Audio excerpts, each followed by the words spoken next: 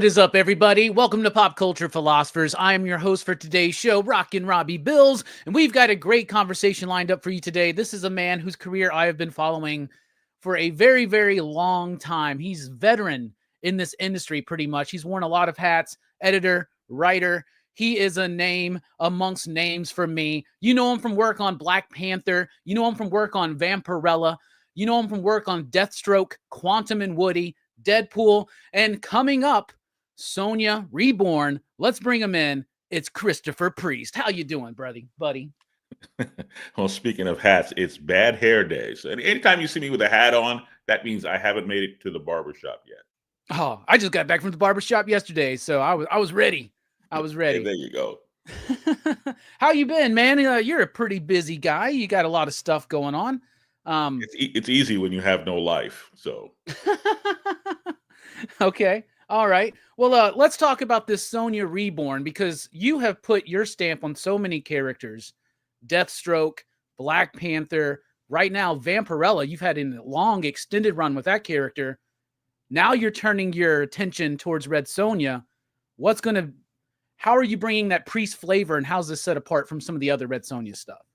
Well, I think, it's the usual approach that I take is like first you go in and infuriate the fans.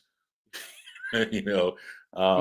This, I guess when we go to the movies or when we read a book or something that's in serial, that there was an expectation of more of the same, and when like J.J. Abrams will attempt to innovate, some of it works, some of it doesn't, but at least he goes in there and he takes a swing, as opposed to well, let me just go in and imitate everything that's been done before, or just kind of maintain the status quo. So when we did Vampirella, I was kind of reluctant to take that on until like Nick Barucci kind of more or less gave me carte blanche to invent my own version of that character and create my own version of that world.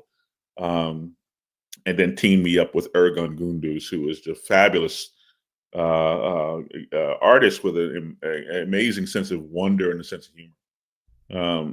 And same thing with say Black Panther. When we went to Black Panther and Marvel Knights, I didn't want to just do what Marvel had been doing for the last 5 or 10 years with the character. And no offense to anybody else, but like, what new thing, Robbie, would I have to say about that character, or about SONJA or Deathstroke? When they asked me to do Deathstroke, it took me a while to kind of figure out, like, well, what's my hook on Deathstroke? Or even Superman. What the hell do you do with Superman? And that was a real challenge to kind of go, well, what would my Superman be like? So I think I have like maybe one really great Batman story in me, if we ever get around to doing that, and I had this Star Trek story that I've keep pitching to IDW, and IDW accepted it, but Paramount at the time said, "Oh no, this is too controversial. This is too edgy. We're not doing it." Which is funny because it's Star Trek. Star Trek's supposed to be edgy, But anyway, long way of saying, like, okay, so now here comes. I get the call from Matt Idelson, my editor, about Red Sonja. And I don't, Robbie, no, I don't want to Red Sonja, and I want to be careful what I say here, because I always get myself in trouble. And, as a comic book fan, if I was watching your podcast, I really wouldn't want some guy coming on and just, shining me on with like the company line. I want to hear the dirt. I want to hear well, what's this about? Yeah, right.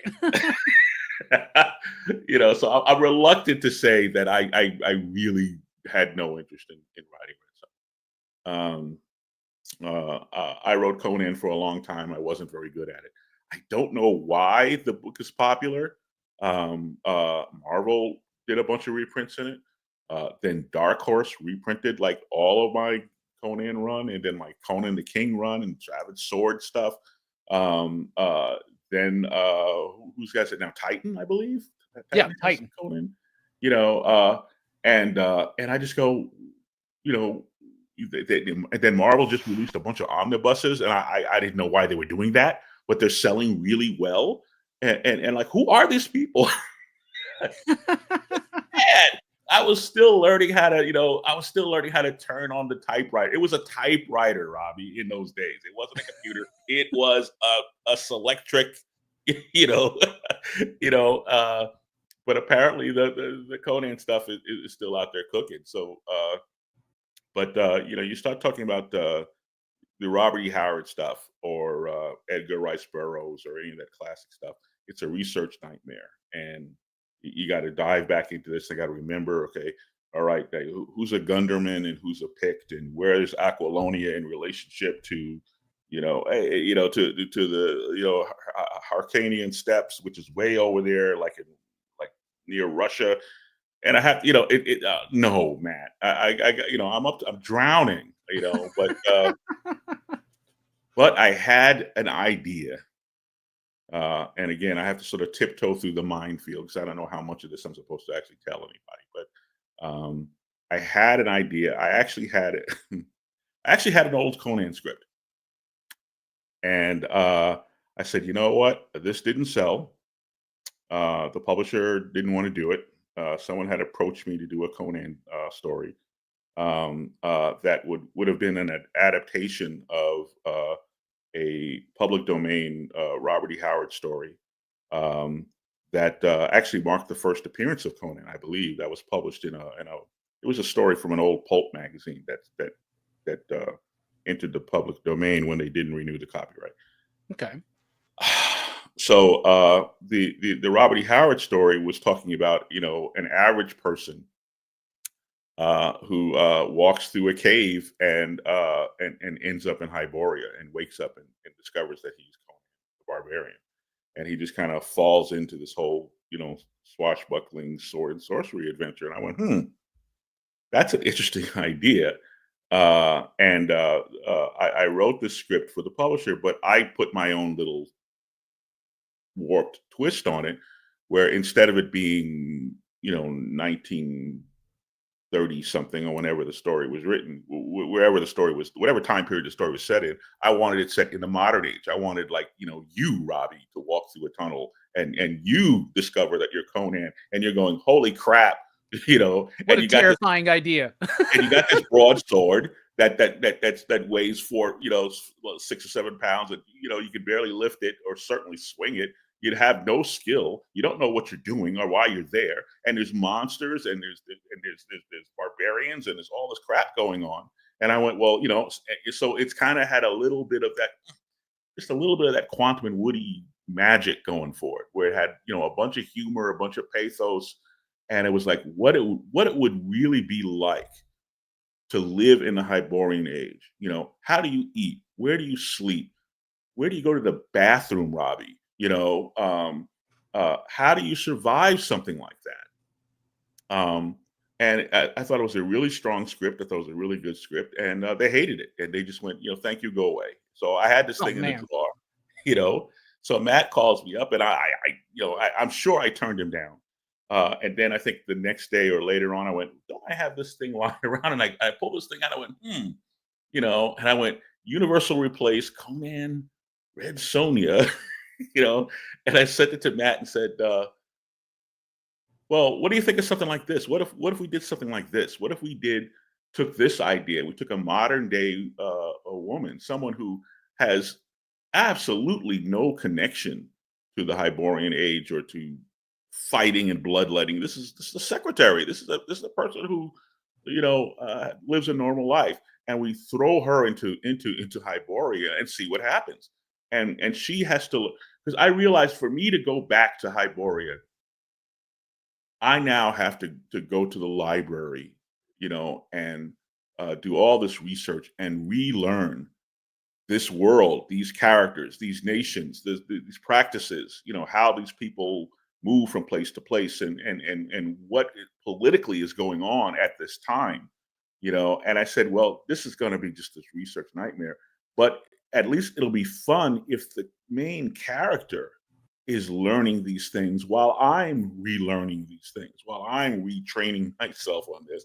Yeah. So, And then I take the reader along with me because, what I really wanted to do with Vampirella, and hopefully we've done that to some extent, was to expand the audience for Vampirella by saying, look, you don't need to know anything about her history. Even if you've never read this character before, it's day one.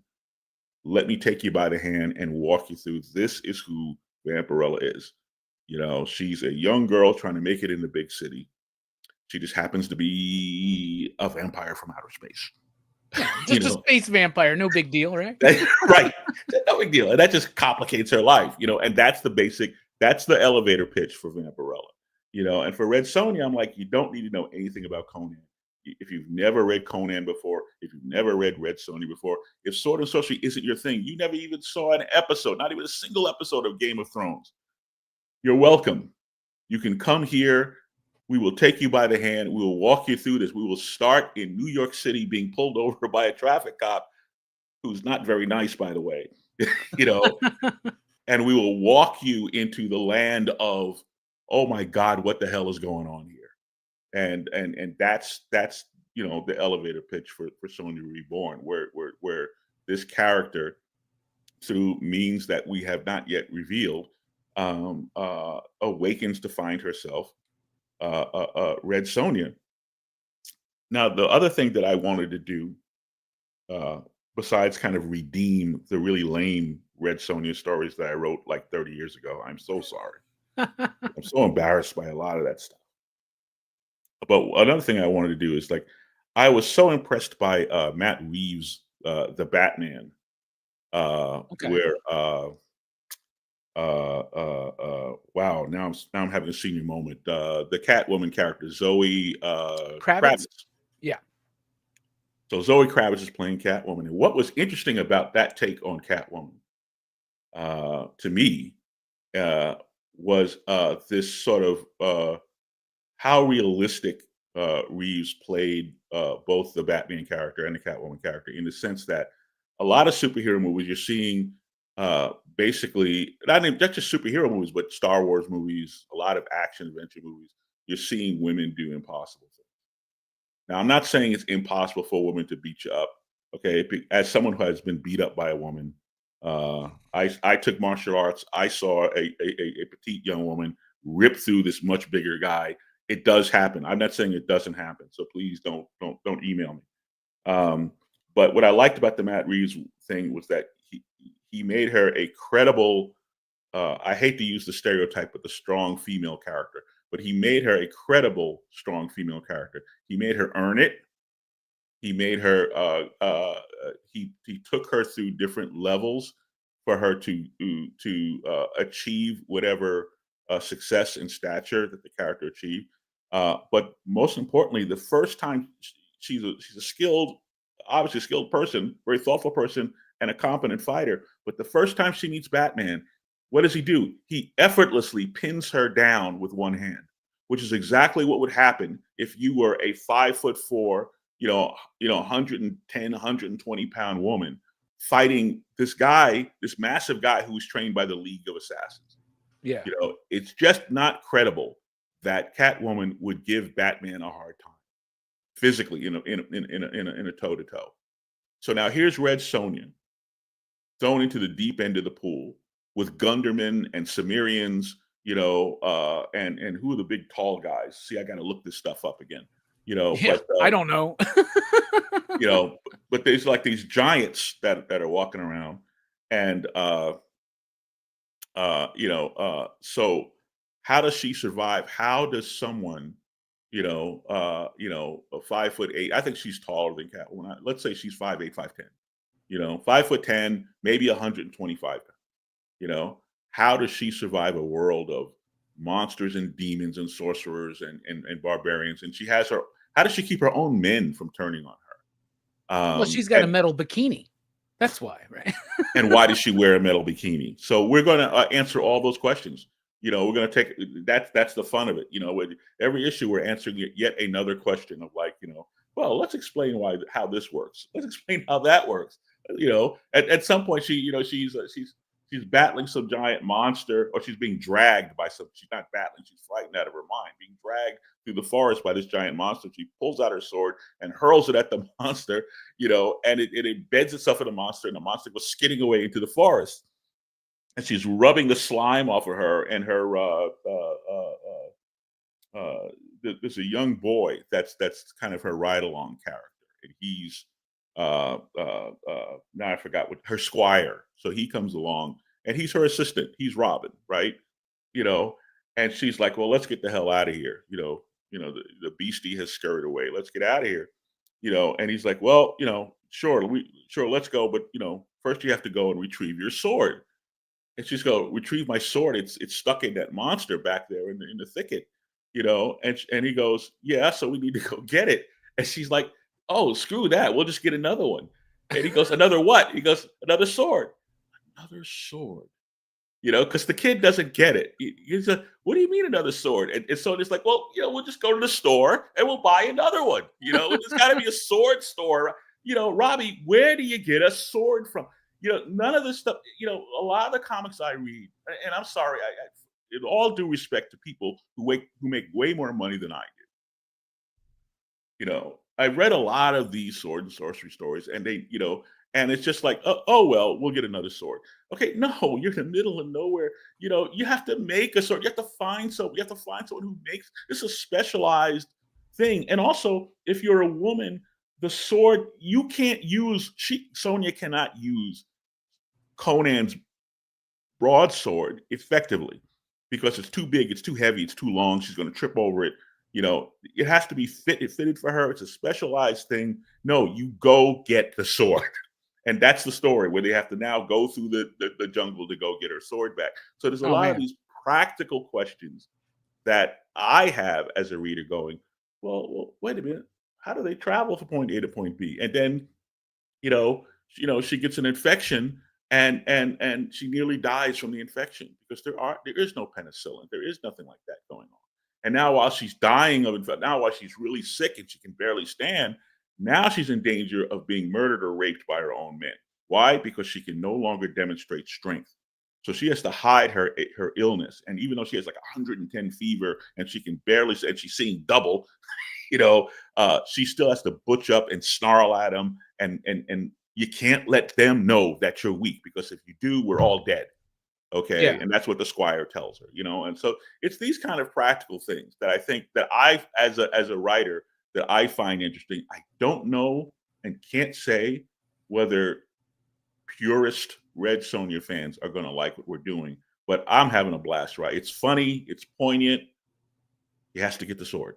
So that's what we're doing. That's awesome. That sounds really cool. Is this set up to be like a mini series, or are you just going to keep going until they tell you to stop? Like what's the plan there? I don't know if I'm supposed to say that either. Okay. Well, I'll put it this way. The old Apollo missions, right? You blast off on the Saturn V, right? And then the first stage drops away. Now you get on the stage 2. Mm-hmm. That gets you into orbit. And then that one flops away. Now stage 3 does whatever it's going to do. So it's like you do things in stages. Okay. Right? So we're doing this in stages. We certainly need to see if this book will find an audience. I hope it will. This guy, Alessandro Miracolo, I know I'm screwing up his last name. I'm sorry, Alessandro. What a funny guy, and what I like about him the most is how hard the guy is trying, and I'm being a pain in the neck going, okay, let me tell you about Sonja's horse. Okay. Because he's put her on this horse like you'd see on a ranch. She doesn't ride a ranch horse, Robbie. She rides a war horse. You got to braid his hair and you got to put some crap on him. And he's a big freaking horse, and it looks kind of like a pony. Look. And this dude's like, man, you know how hard it is to draw a horse, bro? Now he's probably going, this arrogant bastard, shut up, stop bothering me. And I do apologize. It's just that this is what the series is about. It's a deconstruction of not just Red Sonja, but it's a deconstruction of sword and sorcery. It's like, she's in the middle of the jungle and she meets these Picts, and the Picts are kind of tribal, characters that live in the woods, and they're akin to, Aborigines or American Indians. So these are scary people, warriors, and they got spears and heads on pikes and things like that. And she meets the warlord, the chief of this group of Picts here, and she's trying to figure out, well, what's this guy's name, or how do I address you? And the guy goes, "My name is Trevor." Was Trevor? Yeah, I chose. I picked a name. I picked one of your name. It'd be easier for you, to make it easier for you as a courtesy. I gave myself, a name in your common tongue. You're welcome. So you're gonna find a lot of this sort of like unexpected turns and comedic turns on the characters and on the genre, and it's just completely different. And just to save my life from people who take this stuff way more seriously than I do, think of it as our J.J. Abrams Kelvin universe version of Red Sonja. So is it canonical? Probably not. And I wouldn't worry about it. It doesn't attempt to connect to any other continuity. It doesn't deny any other continuity. But we are definitely doing our own thing, and so far having a lot of fun doing it. Yeah, it sounds like you're having fun, and that's comics, I think, first and foremost, should be fun for those who read and for those who create, right? Once it stops being fun, then it's just kind of a chore, and who wants that, Yeah. Speaking of which, how did you get into comics? You've been in the industry for a long time. I found out not too long ago you were writing some of my favorite Spider-Man comics when I was first starting to read comics. Some of the Spider-Man Wolverine stuff and the carryover into Web of Spider-Man. So what were you reading comics as a kid and just kind of wanted to get into it? How did that journey go? Oh yeah. So I started reading comics when I was 8 years old. It's my mother's fault. I think I had chicken pox or measles or one of those childhood diseases, and I was home in bed, and mom went to the drugstore to get some sort of medicine, and while she was there was a spinner rack in drugstores, which there were still spinner racks in drugstores. Our whole industry would change if Dwayne Reed or Walgreens had spinner racks now. And she brought home a copy of Superman's pal, Jimmy Olsen. And I've read Archie comics. My sister liked Archie comics. I'd read those before. I'd never seen a Superman comic before. And right from the beginning, I was hooked. So I was in New York City, and I went to a vocational high school. They had a number of them. The most famous one, I guess, being the High School of Performing Arts, which is what the movie Fame was about. So I went to a school that taught journalism. I believe it's now called the New York School of Media Arts. It's on West 49th Street in Hell's Kitchen. And that's where I went to high school. And in the senior year, I signed up for the New York City High School internship program. And Jim Shooter selected me from a group of artists. I was like the only writer, I think, there to do an internship in my senior year at Marvel. So I started working at Marvel in September of 1978. I was 17 years old. Man, that's every fanboy's dream right there, right? Like Frankenstein monster himself, Jim Shooter shows up, says, you're going to come intern for us, man. Let's go. Yeah, well, actually, he didn't say that. He interviewed everybody, and then you get the letter in the mail. But it adds up to the same, much the same thing. He was the tallest white man I'd ever seen in my life. I think me too. I'm pretty sure that I thought Archie Goodwin was still the editor-in-chief. I expected to meet with Archie, but I must have lost track of. In those days, it was Archie, it was Len Wein, it was Marv briefly. Yep. Nobody wanted that job, to be honest with you. And then Stan gave it to Jim, and that's when things got really, really interesting. Yeah, because it's like Stan, and then it's Roy, and then it's a bunch of people, and then the Jim Shooter era, which right. I think is a lot of people have their opinions about that era, right? I was a kid, I didn't know any of the ins and outs of it, but man, looking back on it, comics were so strengthened at that time with the work that he was doing with licenses, bringing in other properties, the Transformers, the G.I. Joe, the work with the Secret Wars, the toys, the merchandising. A lot of us kind of like, a lot of people will snub their nose at stuff like that, but that's what you need to do to have a healthy publisher like Marvel, right? You got to have a bunch of like hats kind of going on, a bunch of your hands in a bunch of different pots, basically, in a way. Yeah, I spent some time with Jim recently at a couple of shows, and I got to listen to him either on panels or over dinner, and he's telling me some of the behind the scenes things. And Robbie, I learned things this year or late last year, whenever the last time I saw him. I think it was this year. I learned things this year that I had no idea was going on at the time, that filled in a lot of blanks. Usually when people fall out with each other, when there's an argument or a misunderstanding or people stop speaking to each other, there's usually some piece of information that's missing that one or the other party is unaware of. And there was a lot of that going on at Marvel in those days. So, when I hear negative things about the shooter era, it's almost always personal. It's not really about the books. It's almost always like, well, he did this, he changed that, he did this and that. Yeah, because Marvel was like in complete chaos. And Jim comes along, and now he's the new sheriff in town, and nobody likes that. Nobody likes authority. It was a nut house. It was a wonderful place to grow up, by the way. I mean, it really was. You got a sense of it in Stan's soapbox and the bullpen bulletins, but it was so much weirder and wilder than that. I was just, Patty Cockrum, she drew like a giant Hulk, painted a giant Hulk, like a 5-foot image of the Hulk, drew it on the wall in the hallway. And there really was a bullpen. There really was this huge place with all these people with drafting boards and things like that.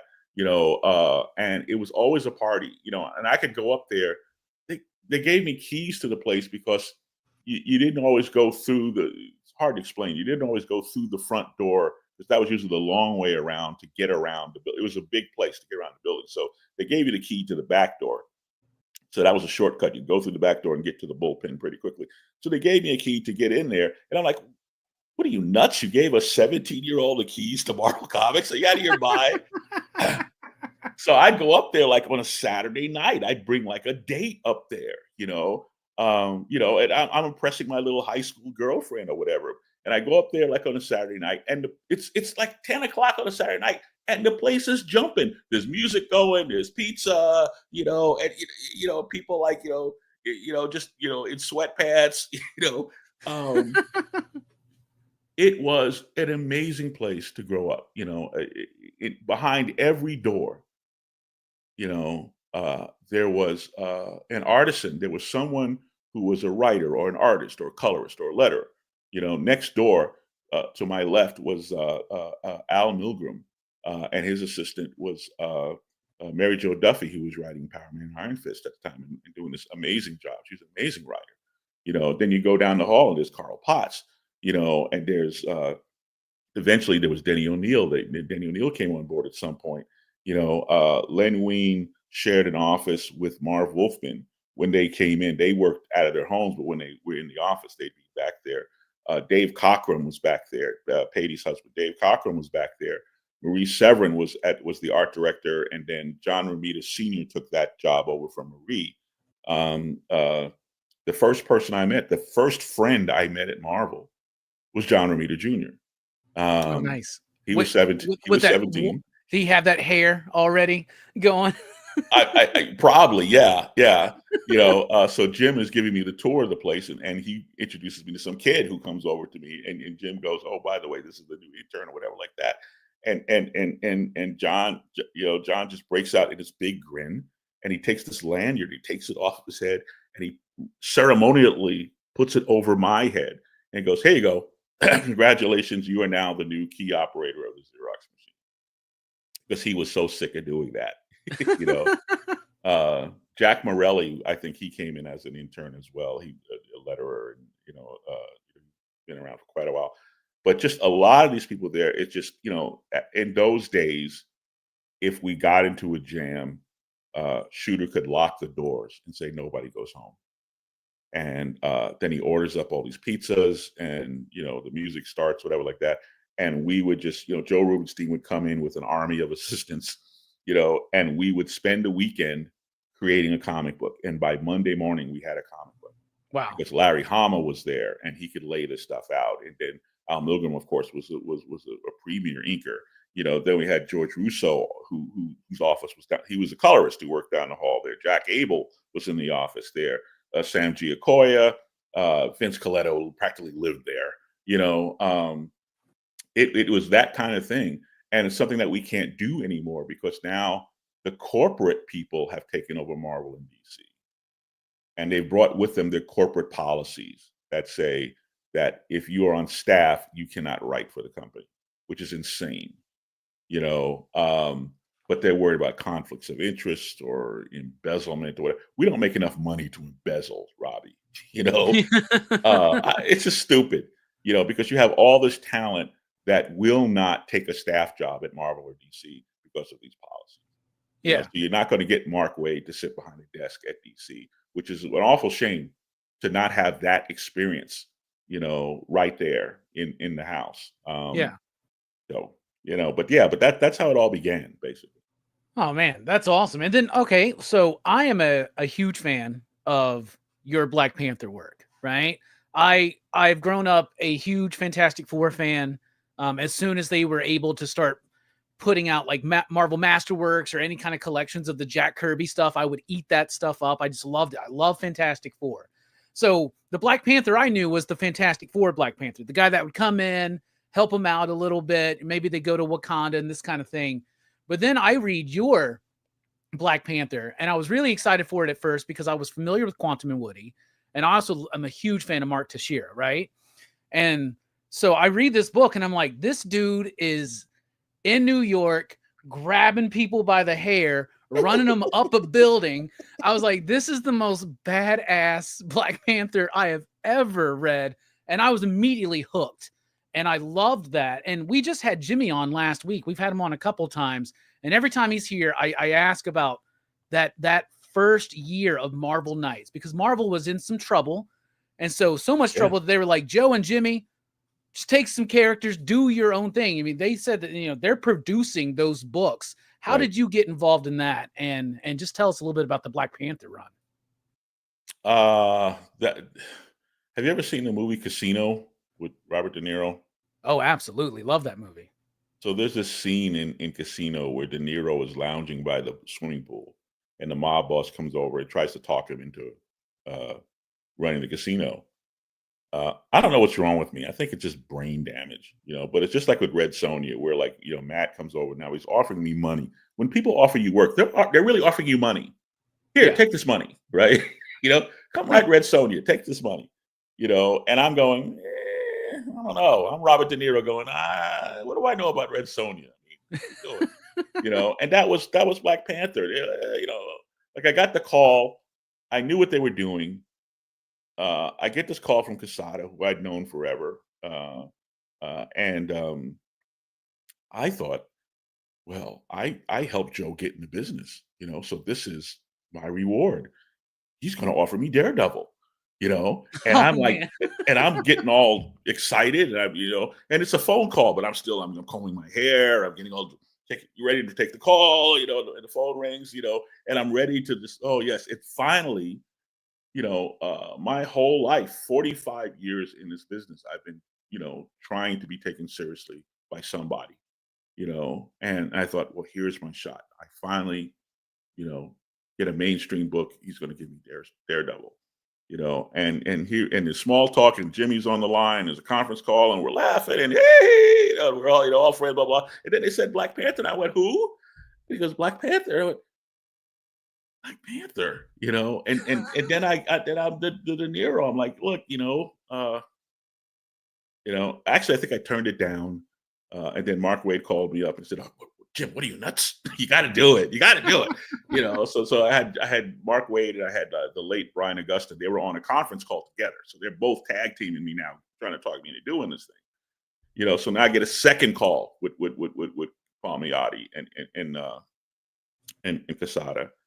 And I said, look, I gave it some thought, but look, if I'm going to do this, and this is the scene from the movie where De Niro goes, look, if I'm going to do this, I got to do it my way, And De Niro says, no, I mean it. No interference. No, the guy, the boss is back home, whatever. No interference. I got to do it my way, or not at all, And I just laid this stuff out for him. I said, look, I just, again, I think Don McGregor is a genius.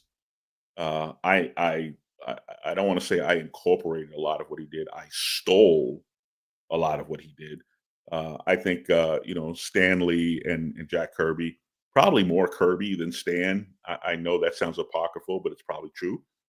Created Black Panther, or created that idea, the techno jungle, and the ins and outs of the infrastructure there. But Wakanda is that's a creature of Don McGregor's creation. That's this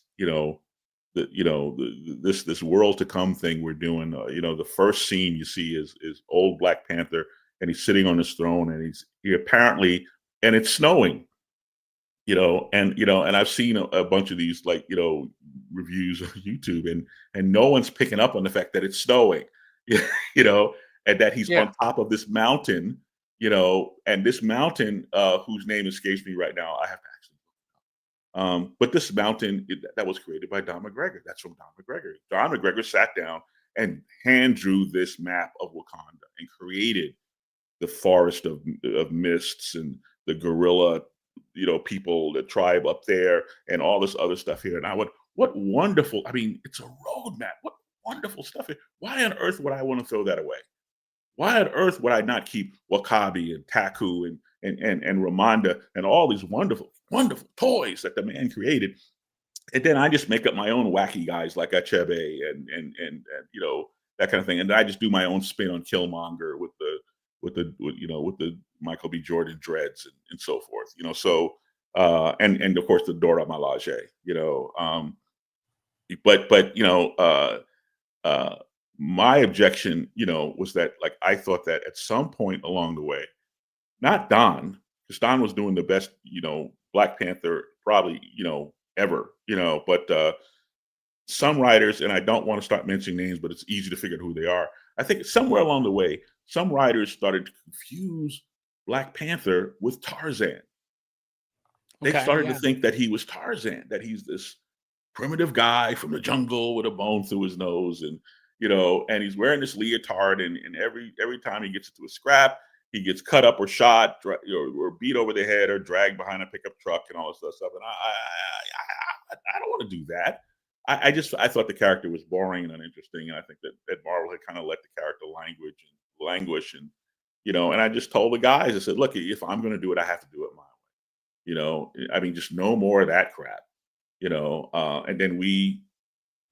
The more I talked about it, the more excited they became, and Joe is such an instigator. He was like, no, go farther, poke, go farther, but I went back to Fantastic Four 52, just like you did. What did we see? We saw a rich guy, a confident guy, the head of a sovereign nation, completely in control, in power. He outsmarted everyone. He took out the four within pages, man, just to be like, okay, I just wanted to check out, make sure you guys were cool. He totally took them out, man. He was duplicitous, and when I took all that crap for having for saying, well, the only reason why Black Panther joined the Avengers was essentially to spy on them to find out what their motives were, again, be mad at me if you want to. That's not me. That's Stan. Go back and read it again. This is who the character is. So the Marvel Knights Black Panther, for all its innovation, was really just getting back to basics with what I think Stan and Jack had in mind in the first place. And then there was this uproar because I had given Black Panther this technology. I'd given him this thing called a Kimoyo card, which is pretty much pretty much an iPhone, more or less. Okay. And there was such outrage from the Black Panther purists, which is what I'm bracing for now with Red Sonja and with the world to come. It's like these people haven't learned their lesson yet, they're just coming at me with knives because I dared to kind of evolve, And I went, well, this guy's a technological genius, and all I did was give him this. But you have to remember, Robbie, there was no iPhone in those days. It didn't exist. So the idea that you could have something this small with video on it was just seemed like, oh, now you're just kidding us, with this ridiculous stuff, Yeah. like that's so over the top, and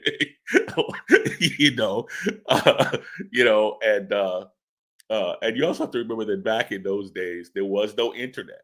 You couldn't just make a blog post or vent on X or Blue Sky. You had to lick a stamp. And you had to do a hard copy, and then you had to walk it out to your mailbox and shove it in the mailbox and put the flag up, and then you stand in, and now you have to wait 8 days and hope that the intern who opens the mail, who was Bob Harris in those days, he was the intern opening the mail. You hope that Bob Harris actually gives me that letter, because it was up to Bob whether I was going to see it or not. So Okay. that's the kind of thing that was, but there was this, I don't know. You talk to people, go, oh yes, it was an instant success. It wasn't. Yeah, there was like a whole crop of people who were not familiar with Black Panther, but they trusted Joe Quesada, and they had this gorgeous artwork from Mark Texeira. So there was a lot of that, and there was Kevin Smith. Kevin Smith was our big mo, because he was doing the Daredevil thing. Yep. And that rose all boats. That rose Inhumans. That rose Black Widow. That rose a lot of these titles, because people were excited to know what Joe Quesada, Jimmy Palmiotti, what Kevin Smith was up to, and it just brought all of us along. So, but the people who really were into Black Panther, irregardless of Marvel Knights, those people were kind of outraged, because we had just taken this sharp turn with the character, and then they were really pissed off when I shot Thor in the head. Yeah. Okay. You know, I loved it, man. So 98, that's the start of my senior year of high school. yeah, And I'm reading that stuff, and I'm fascinated with it. First of all, the non-linear storytelling. yeah. Well, Had that me was Joe's going back. idea. I Oh, wrote it. really? I wrote it linearly. I turned in the first issue, and it read like one of Don McGregor's issue. Slowly the jungle cat turns in the mist of Wakanda, and then he saw. And Joe calls me, goes, "What is this?" And I was like, "Black Panther #1." He goes, "No. I want you to do the Quantum Woody thing with the chapter headings, and everything's out of order." And he made me go back and do a rewrite. I should find that original #1 and post it somewhere, so you can see, like, no, they kicked it back. Oh yeah, that'd be interesting. Yeah, but it caused me to go. I reread those issues over and over. I was trying to piece it together. What's Mephisto doing there? Well, how did Ross sell his soul for a pair of socks or a pair of pants? And I was just crazy. And then I think I remember reading. I don't know if I read this or if I just came up with this in my head, but I think I remember something about you were talking about Ross kind of being based on Michael J. Fox's character in Spin City, which I was a huge fan of at the time. And I was just, I loved that character being interjected into that world, because it felt like that was me, because I was unfamiliar with a lot of this stuff. Like, I didn't realize that you were, that the Dora Milaje and the kimono card and all that stuff, that was all new concepts. I didn't realize that. Oh. And now they're like Killmonger, the Dora Milaje, this is like household names now, Yeah, Ross was actually a transplant. Matt Idelson is my editor on Vampirella, and ironically, Matt Idelson is actually the father of Everett K. Ross, because he was a character that Matt and I put into my run on Kazar. So he's a Kazar character. Oh, okay. And after I flamed out on Kazar, and we started Panther, I said, well, my first challenge, Robbie, and again, I'm going to get myself in trouble and canceled. I shouldn't say this, but if you're going to sell something, you have to figure out who your audience is. When I was trained in the military, when I was trained in the ministry, one of the pastors, beloved guy that I worked with, Pastor Elder, he was talking about there's a scripture where Jesus is talking about feed my sheep. If you love me, feed my lambs. And Pastor Elder, he was actually, his name is Elder. He's not an elder. That's literally his name. Okay. So Pastor Elder said that if you're going to feed sheep, you need to know the particular breed and the diet of that particular breed of sheep. So if you're going to sell something, whatever it is, it makes sense to do a market study to understand who your audience is and who you're selling to. Okay. So when we were putting together Milestone, the goal of Milestone was not to create Black characters and create Black comics. That was not the goal. The goal was to open up new avenues of distribution. That's what we were selling Paul Levitz, and that's what we were selling DC Comics, was that you're increasingly putting all your eggs into one basket, Diamond distribution, which recently, went into bankruptcy. And my concern was that there's so much money out there in the Latino market. Why is there no Spanish language Spider-Man book being published in the United States? Or is there, and I just don't know about it? There's so much money in the Black market, not the black market, not the underground market, but in the African-American, market. We're talking billions of dollars, Robbie, that the companies are leaving on the table because they're only selling, no offense, to readers who look like you. It's being produced for white males, by white males, where all the levers of power in the industry are controlled by white males. All the channels of distribution are run by white males. The consumers are mostly white males. Now, what do we do about that? Nothing. I don't think there's anything particularly wrong with that. And diversity has certainly improved. And I know diversity right now is kind of a hot phrase where people have kind of taken it and demonized the idea that we should be diverse, which is bizarre to me, but let's not go there. But our thinking when we were working on Milestone in the 90s, was that, now how do we reach our particular segment of the population? How do we create that market? And that's what we're supposed to do. And what happened instead was we created the product that would be used as a tool to open up the channel of distribution, to open that veins for blood flow to go through so that DC could sell more comic books. That's the goal here. We're not altruists. We're not, missionaries. We're trying to sell comic books here. Yeah. And we want to sell comic books to little Black kids in addition to little white kids or little Spanish kids. We really want to sell to little Spanish kids because there's a lot of little Spanish kids out here. Why are we not reaching them? Why are we not even trying? What's going on here? So we created this thing, and what happened was, as tends to happen, is that there was resistance within the marketing guys who felt threatened or something. Like, I can't really speak to their motives as to why they wouldn't get off their ass, but they didn't get off their ass. And they took the Milestone product and dumped it into the normal distribution channels where it went to die, because it's not going to perform well. And that doesn't make you a racist, Robbie.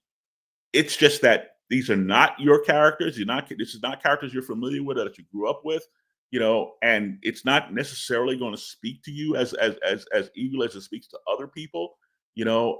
That's why we did it. We did something that was different. We wanted to be different, So when I was doing Black Panther, I said, well, there's a reason why Black characters traditionally don't sell. There's market resistance. Why? Because we're putting this character or this product into distribution channels and into a marketplace that has not been built, is not historically been built to support it. That doesn't make anybody a bad guy. It just is, Robbie. That's what it is. Yeah. So I said, well, now I thought as a writer, now how do I deal with this? If I'm going to be involved with this, I don't want to be on a sinking ship. How do I deal with this? I said, well, why don't we give voice to every objection that you might have as a white male reader, that you might have to reading a book about a Black character? How do we address that? How do we validate those concerns or that anxiety? Everett K. Ross. So I moved Everett K. Ross out of K-Zar into Black Panther, and I had him say the most outrageous racist things. And he became the voice of the reader, the voice of the mainstream comic book reader who wouldn't want to read Black Panther because, and they wouldn't say, well, we don't want to read him because he's Black. They'd, oh, he has no powers. He's lame. He gets shot all the time. Oh, blah, blah, blah, blah. And Ross, he's assigned to this guy, and he thinks it's a dead end assignment. And oh my God, what are you doing to me? He goes to pick up Black Panther at the airport. He goes to pick up the king of Wakanda in his two-seater Miata. Yeah. And then Panther, who doesn't want to offend his host, piles his whole entourage into Ross's car, and this Zuri with the spear, right? And they're riding through Manhattan, and Joe laid it out and Tex drew it just wonderfully, and the humor, it broke through, it penetrated. We found an audience, because they went, all right, this guy gets us, and he knows the audience he's writing for, and in subsequent iterations, and again, with all due respect to wonderful writers who have done wonderful things with the character, I feel like sometimes every writer who gets their hands on Black Panther or any vestige of Black Panther, when I read their work, it feels to me like they're sitting there at their computer going, cracking their knuckles and going, now I can make my statement. Now I can do an important work. I can make my statement. I was never trying to make a statement. I was trying to pay my rent like every other writer. I was trying to keep the book alive like everybody. And I was trying to have fun, and Black Panther really hasn't been fun. And the fun has kind of come and gone, mostly gone because people take him so seriously. And it's like, well, Black Panther's right. And he's a serious character. That's why you put a guy like Ross around him that he can play off of. You give him a foil. He is not a person who's going to tell you what he's thinking. Like, I think all this first person narrative with Batman is just really terrible writing. No, again, all due respect, but I'm old now, so screw it. It's terrible writing. Stop telling me what Batman is thinking. I don't want to know what Batman is thinking. Shut up, shuddy. What you do is you put characters around Batman who are unreliable narrators in that, like Ross, they're guessing what Batman is thinking. They assume what his motives are. And then you find out, oh no, he was thinking this other thing and he outsmarted all of you people. And that's the role that Ross plays, where Ross is the unreliable narrator. You should never trust anything that Ross is saying in those little narration captains, because he's, Black Panther's not going to tell you what he's thinking. And we as an audience can only observe and draw conclusions based on our observations and our own prejudices and our own experiences, which have nothing to do with what Black Panther is actually up to. And that's kind of the formula for writing this guy. And you toss in a bunch of humor because Black Panther's not going to crack any jokes. You got to put somebody in there, to lighten it up. And everything is so serious. Every Black Panther thing I read now is so serious. And we're doing this thing now that the first issue is out, and my God, it feels serious, and there's a lot of hubbub going on that I won't address, by the way. So I won't address the hubbub, okay. But I assure you that this book is hilarious. We haven't gotten there yet, but trust me, it's on the way. The funny is on the way, and it's just it's like Joe putting the band back together. It's like we just I never thought that I'd be back in the saddle with that character again. And once again, Quesada talked me into it by giving me a juicy bit of story idea, that I can't express here on this thing because we have to wait for it to show up in the actual comic when it comes out, but there's a bit of business that happens in this series that reeled me in. That I went, all right, you sold me. I could write that story. Because otherwise, I went like, I did 60 issues of Black Panther, Robbie. I mean, people are sick of me. What do you want me back here for? I loved the first issue of The World to Come, by the way. I was reading that, and when I was talking about it here on the channel, I was like, this is like Priest, like coda to the Black Panther run is what it was feeling like to me, right? Like, this is like, I think it was Scott Snyder said that he was talking to Grant Morrison, and Grant told Scott, whenever you have a long run on the character, you kind of have to bake your ending of that character at some point into the story. Like what Frank did, where he did year one, but then he did Dark Knight Returns to kind of give you the beginning and the end, right? And I kind of felt like that's what this was for your Black Panther run. Yeah. And that's possible. I'll have to think about it. That's possible. I like to think that the book is, Robbie, it's about aging. It's about what's happening to me and Joe and Mark Waid and people of our generation. We're still working. Knock on whatever this is. I assume it's wood. We're still working. We're still active. But John Romita Jr., he's not 17 anymore. He's in his 60s. He looks great. I hate you. He looks amazing, dude. He looks amazing. Every time I see him, I go, God, I got to get in the gym. Oh, man. He's still got all the earrings and everything too, man. He's like got them arms. Right. But we have all, people of my generation, reached a stage in life where, like I took my car in for service, and when I got the car back, somebody had busted my the glove box. So somebody had gone into the glove box and I don't know, exerted too much force on it and shoved it down or whatever. But whatever they did to the thing, so I reached out to the maintenance supervisor to complain about it. And the rhythm I get back from him, he's not saying this, but the essence of his response was that they're their old man. So I'm at the they're old man stage. Comics is about new and exciting and innovative, and Black Panther should be the custody of a new generation now, and I'm happy. I'm happy and content with that. But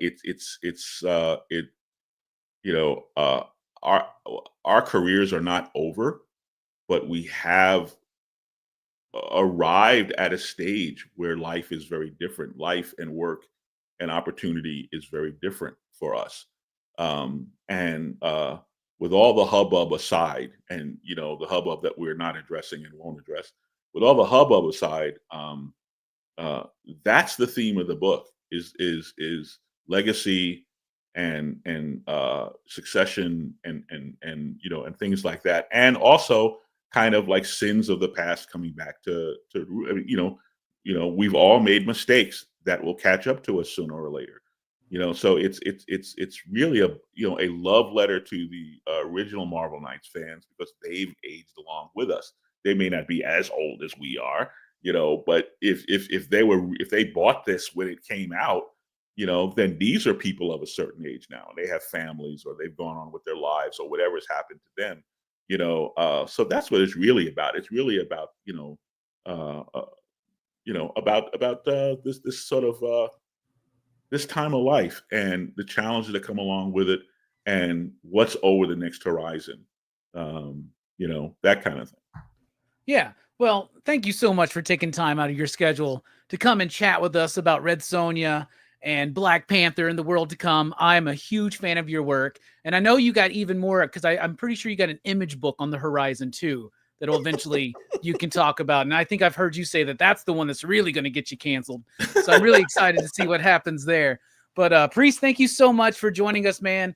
You're always welcome onto the channel anytime you want to chat about something, because I'm just such a fan, and you're such a cool dude. Meeting you in person was great. Meeting you here was great.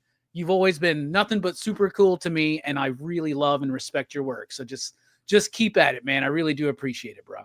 Well, thank you. Thank you for having me on. I really appreciate it. And we'll bump into each other again out there somewhere. Oh, absolutely. All right, y'all. If you're out there watching on the replay, comment below. What are your favorite works from Christopher Priest? Let's talk about it. Let's keep that conversation going. We're dipping out.